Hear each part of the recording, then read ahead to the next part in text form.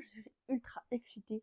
Je suis rentrée il y a peu du festival Écho et Merveille qui se passait à Bruguière, près de Toulouse. C'était vraiment génial et j'ai passé une journée et heureusement, parce que j'étais cassée en deux à la fin de la journée, heureusement que je n'étais pas seule dans ce salon, parce que sinon ça aurait été compliqué, parce que j'ai eu énormément de choses à porter. Pourquoi? Parce que je me suis fait plaisir à ce salon, mais vraiment, j'ai cassé mon porte-monnaie.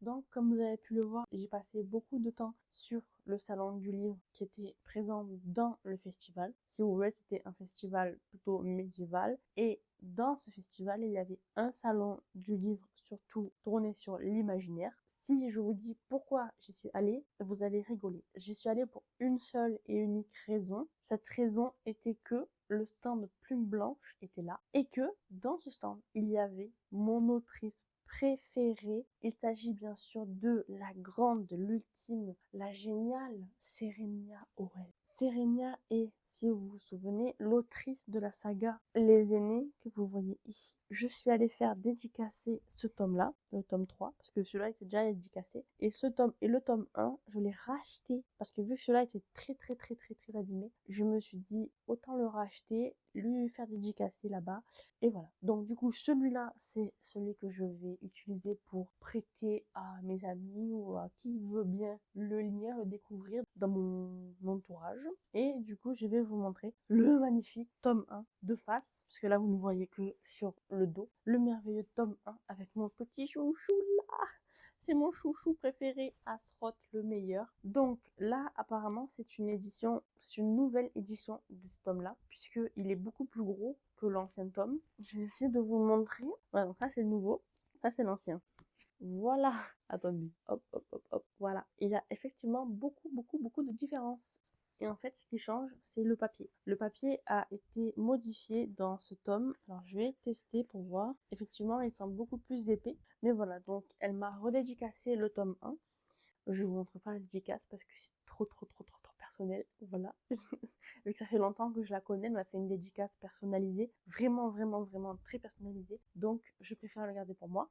Mais en attendant, je suis trop heureuse de l'avoir en très bon état du coup, puisque la poste n'a pas eu accès à mon livre. Je vais vous lire le résumé, comme ça vous pouvez voir si ça peut vous intéresser ou pas. Je vous montre carrément en lisant. Parce que depuis la tour, leur demeure, les aînés et leurs maîtres veillent sur les 7 royaumes. Être appelé à les servir est un honneur. Se lier à l'un de ces dieux est le rêve. Les dieux, donc, c'est les dragons. Il en existe toutefois un pour lequel personne ne nourrit la moindre ambition. L'incarnation de la mort, qui entraîne l'esprit de ses maîtres l'un après l'autre vers les ténèbres et nourrit leur âme du sang de la guerre. Rien que ça. Donc, moi, j'ai lu cette saga il y a quoi, peut-être 5-6 ans, quand elle est sortie, et j'ai adoré. Vraiment. Il faut savoir que ce livre est écrit par une Française, donc il n'y a pas de traduction. Et donc, c'est écrit de façon très différente de d'habitude. Et déjà, c'est écrit dans un français soutenu, mais en plus de ça, il y a parfois des temps utilisés qui sont un peu particuliers. Alors là, comme ça, je vous retrouverai pas un exemple, mais il faut savoir que l'écriture est assez particulière. Elle reste fluide malgré tout, donc c'est assez facile à lire, mais je sais que certaines personnes peuvent être déroutées par ce genre de choses. Moi, j'ai beaucoup aimé, mais je sais que ma sœur, par exemple, qui l'a lu, n'a pas apprécié que au début des chapitres, il y a une sorte de petite note, si vous voulez, qui n'aurait pas sa place techniquement dans le chapitre en question, parce que ça coupe en fait l'histoire, mais c'est des notes qui servent à l'histoire finalement. Mais ça coupe quand même dans le rythme de l'histoire. Et je sais que ma sœur a été déroutée par cela. Il y en a beaucoup à chaque chapitre, il y en a.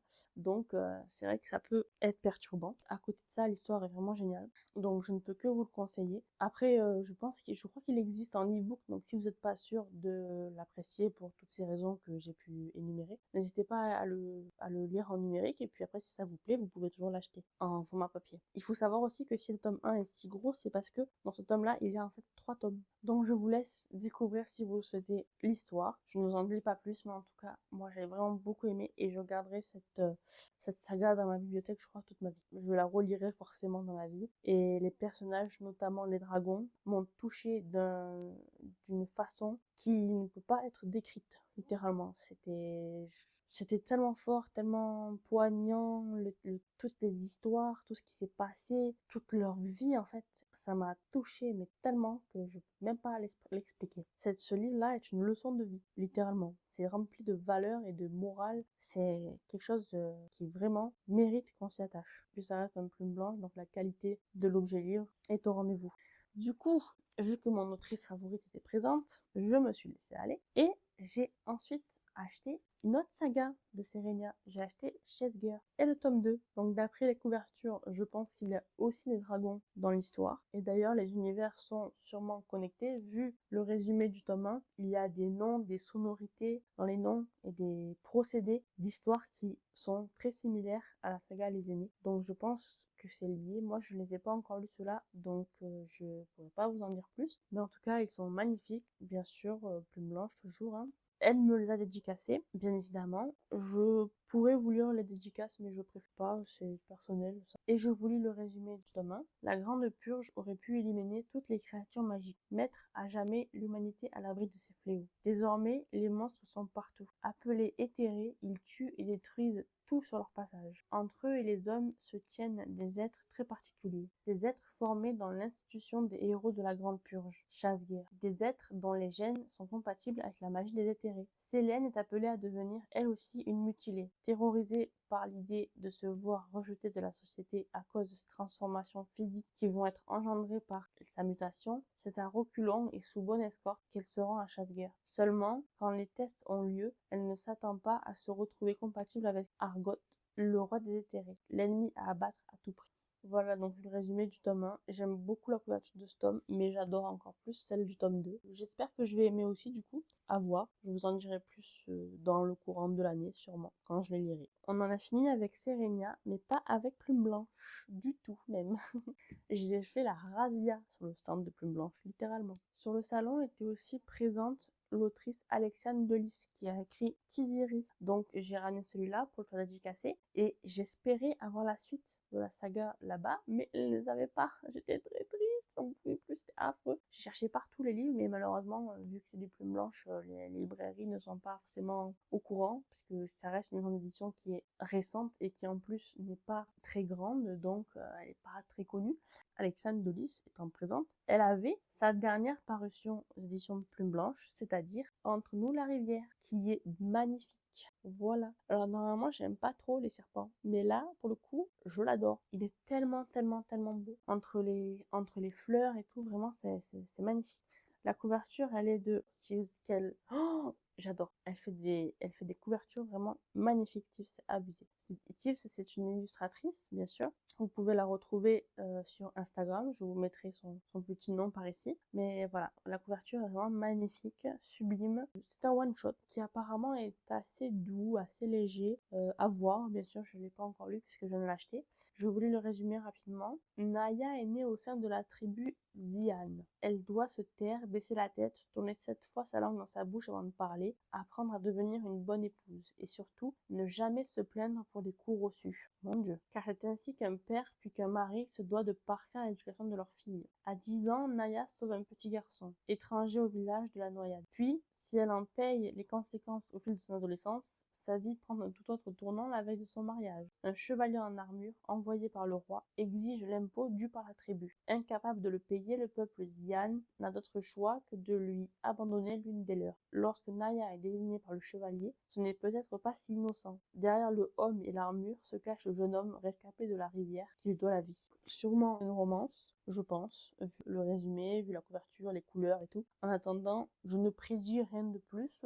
J'espère que je vais aimer. De toute façon, vu que j'ai beaucoup aimé Tuziri, j'ai beaucoup aimé l'écriture d'Alexandre Delis, j'espère que j'aimerai aussi celui-là autant que Tuziri, même si c'est un one-shot. Et en général, les one-shots, j'aime un peu moins parce que je trouve que c'est beaucoup moins fourni, beaucoup moins poussé dans l'univers. Mais bon, vu que depuis, j'étais un peu en panne de lecture et que j'ai repris la lecture doucement avec des univers assez légers, c'est vrai que peut-être j'ai beaucoup apprécié. Après, j'ai lu récemment d'autres livres dont je vous parlerai prochainement qui sont assez épais et donc beaucoup plus fournis et qui ne sont pas des one-shots, donc je vais en avoir pour longtemps. Coucou, nous sommes un autre jour. Ça fait un petit moment que j'ai fait la vidéo que vous venez de voir. J'ai eu un problème, ça a coupé, ou j'ai dû couper. Je ne sais plus quel était le problème, mais je sais qu'il y avait un souci qui a fait que j'ai dû m'arrêter de filmer.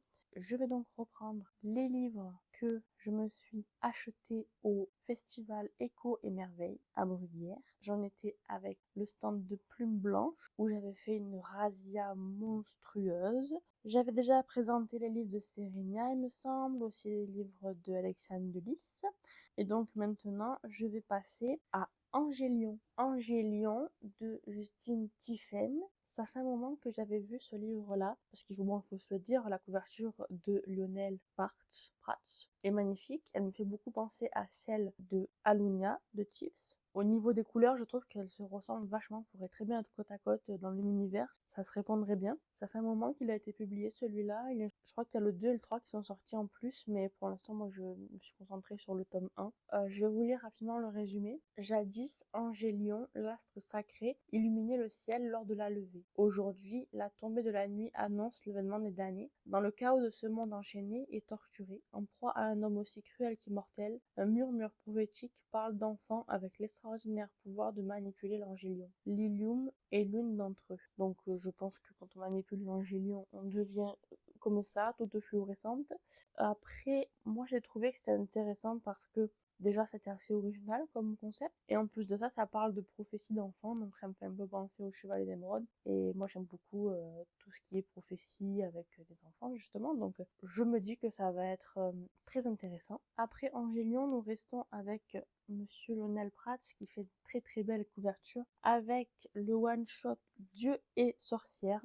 Habituellement je suis pas trop sorcière, mais je me dis que vu que c'est Plume Blanche, ça va peut-être aider. En général, je suis pas déçue par les livres Plume Blanche, donc j'espère que cette histoire là sera me plaire, surtout que Angel Arekin, l'autrice de Dieu et sorcière, est aussi l'autrice du Porteur de mort, série qui a eu énormément de succès, qui est aussi en poche d'ailleurs maintenant, puisque ça fait un petit moment qu'elle existe. Donc je pense que niveau écriture et histoire, il y a du potentiel forcément. Bien que ce soit un one-shot, j'espère que c'est quand même assez fourni, mais bon, j'en doute pas, vu l'autrice et la maison d'édition.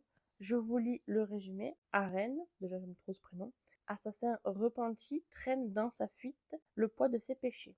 Pour échapper à la mort, il se réfugie dans un vieil hôtel perdu au milieu des bois que les superstitions estiment hanté par des sorcières. Il y rencontre la belle et froide Lyphrène Mordjoline, qui, sous ses airs charmants, le scrute avec autant de prudence que de mépris. Cependant, lorsque nuit, Lyphrène revient blessé portant le sceau d'une étrange plaie, ce qu'il découvre le stupéfie. Alors qu'il pensait arpenter le chemin de la rédemption, Arène se rend vite compte que son destin lui échappe et qu'il n'est pas prêt à laisser tomber les armes. Car tous, hommes, dieux et sorcières, désirent se servir de ses talents pour le crime et du secret qui se cache au fond de lui. Si l'ombre et la lumière n'ont pas le droit de s'unir, qu'adviendra-t-il de leur monde si l'incarnation même de la mort décide de ne plus obéir? Comme je vous disais, je suis pas trop sorcière, mais celui-là, j'ai quand même voulu le prendre parce que déjà ça a l'air d'être une romance, mais en plus de ça, c'est un plume noir, comme vous le voyez ici.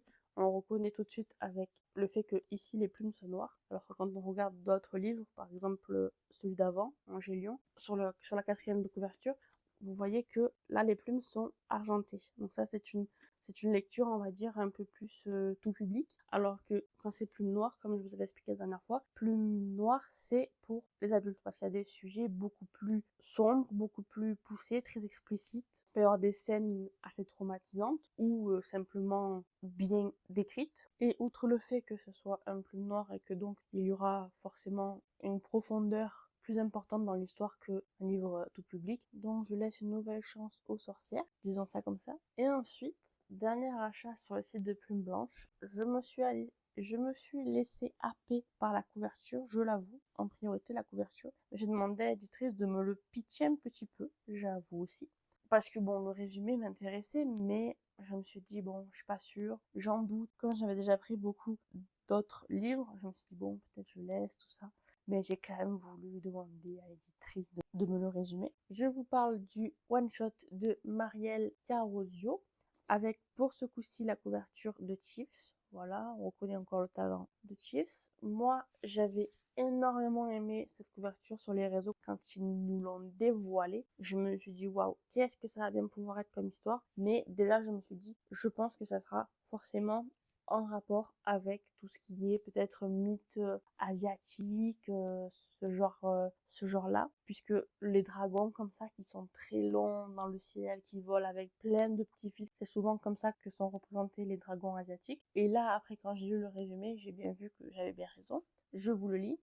Bo Long, fils adoptif de la renommée et respectée famille des nécromanciens Kai, se voit offrir une opportunité exceptionnelle, apprendre cet art noble.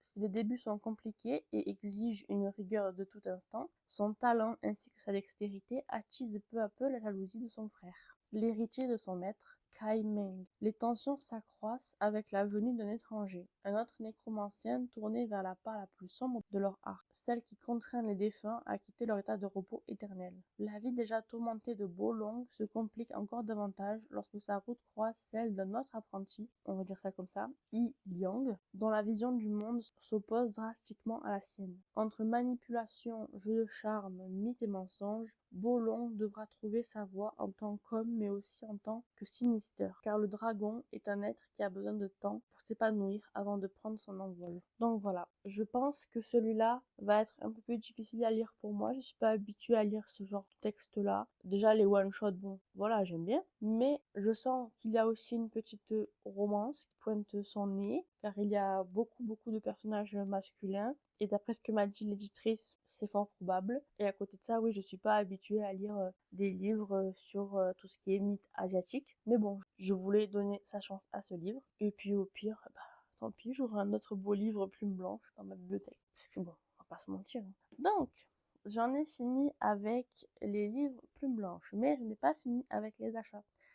Il m'en reste 3 et ce sont tous des livres d'auteurs auto-édités. Je commence par Le Cyrénien de Capucine Sergent que j'ai pris en relié, déjà parce que j'aime bien les reliés, je préfère, pour lire c'est plus facile. Et en plus de ça, il était vachement plus beau, il y a beaucoup plus d'intérêt à prendre le relief finalement parce que dedans il y a des petits dessins et tout ça, des petites illustrations en plus. Là je suis pas sûre de pouvoir vous en trouver une comme ça, ce genre là par exemple, voilà. Et puis après c'est vrai que le brochet est la même couverture, mais je trouve que dans ma bibliothèque, vu que j'ai plus de reliés maintenant entre guillemets que de brochets, si je peux prendre un relié, je prends le relié.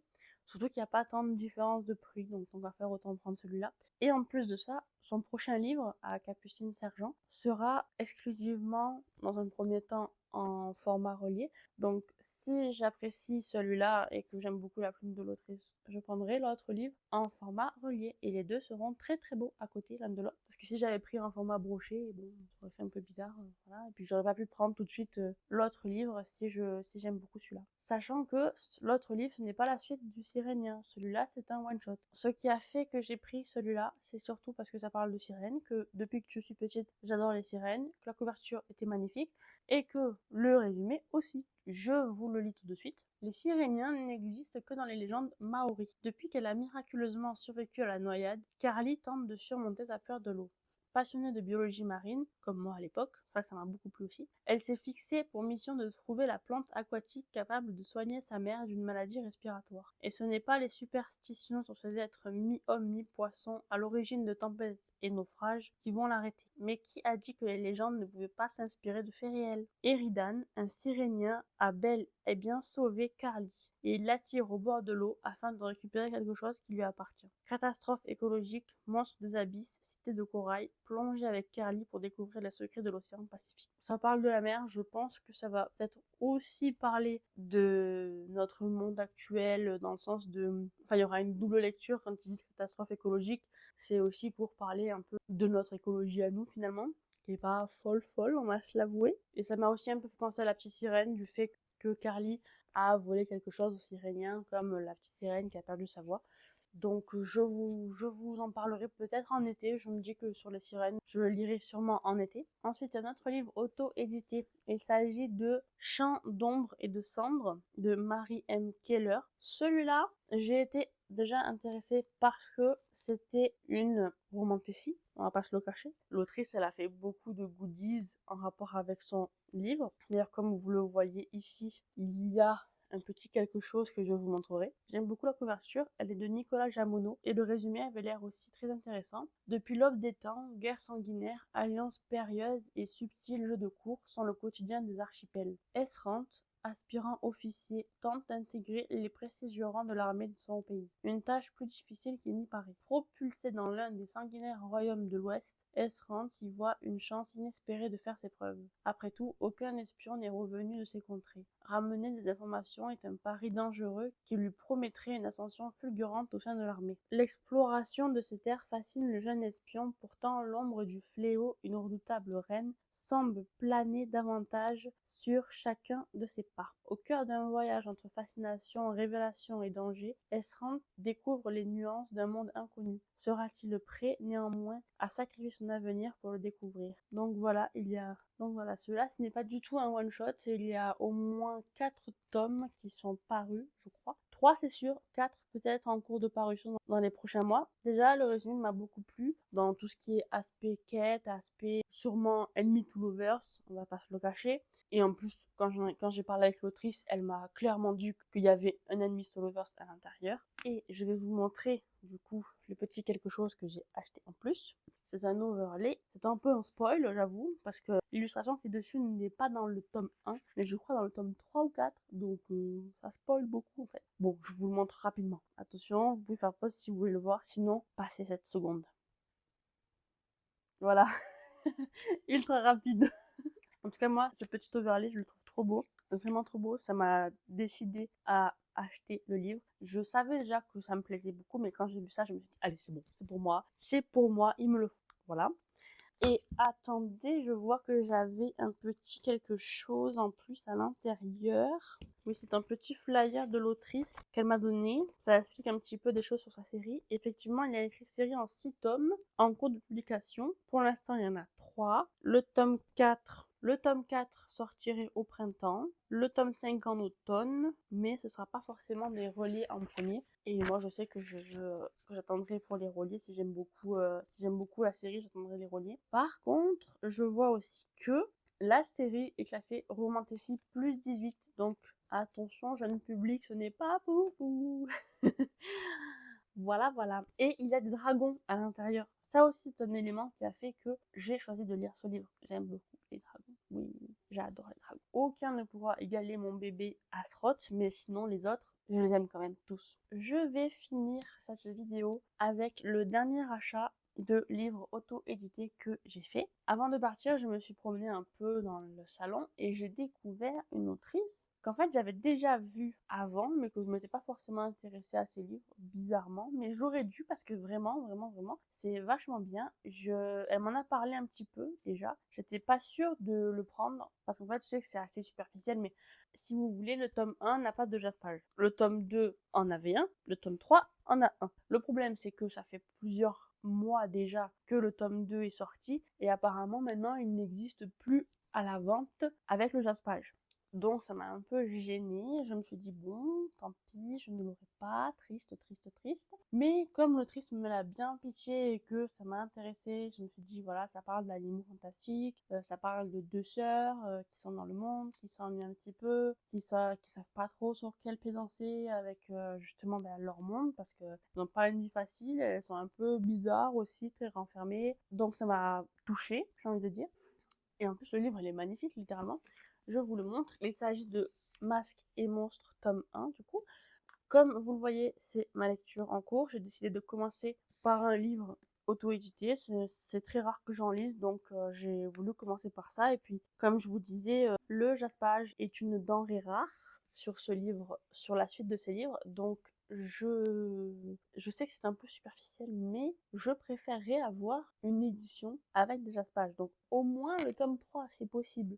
Et le problème, c'est que ça part très très vite. Donc, si j'aime ce livre, j'achèterai les prochains tomes. Et pour l'instant, j'en suis là et j'aime beaucoup. J'aime beaucoup, beaucoup, beaucoup, beaucoup l'histoire. Donc, je pense que je vais aller à ma librairie favorite d'imaginaire et je vais me procurer la suite parce que je pense qu'elle les aura. Surtout que la libraire en chef, la responsable de la librairie, la gérante de la librairie est très tournée sur les auteurs indépendants. Elle aime beaucoup promouvoir leurs ouvrages et tout ça. Elle fait beaucoup de dédicaces avec d'auteurs indépendants. Donc, j'imagine qu'elle les a. J'espère. Je croise les doigts. Au pire, j'appellerai pour savoir avant d'aller parce que c'est un peu loin. Voilà, donc je termine cette vidéo sur ce tome-là.